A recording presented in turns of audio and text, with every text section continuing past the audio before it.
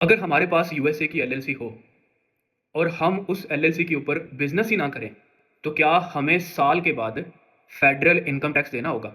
सवाल नंबर 1।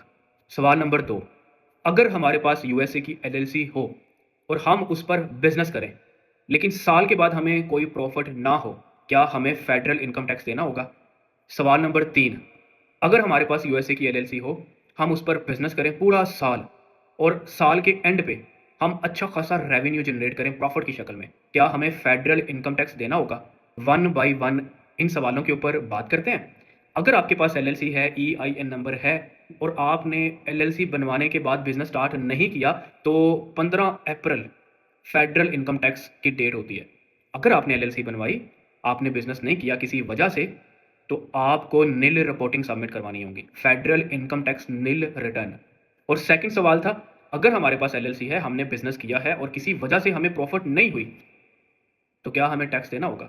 अगर आपको प्रॉफिट ही नहीं हुई तो फिर भी आपने नील रिपोर्टिंग सबमिट करवानी है, फेडरल इनकम टैक्स नील रिटर्न, हर साल 15 अप्रैल को। और तीसरा सवाल क्या था? अगर हमारे पास एलएलसी है, हमने पूरा साल बिजनेस किया है और साल के एंड पे हमें अच्छा खासा प्रॉफिट हुआ है, क्या हमें फेडरल इनकम टैक्स देना होगा? जी बिल्कुल आपको देना होगा। फेडरल इनकम टैक्स प्रॉफिट के ऊपर होता है। एग्जाम्पल के तौर पे 1 साल बाद $1 लाख का रेवेन्यू आपने बनाया है, ये सिर्फ एग्जाम्पल दे रहा हूँ।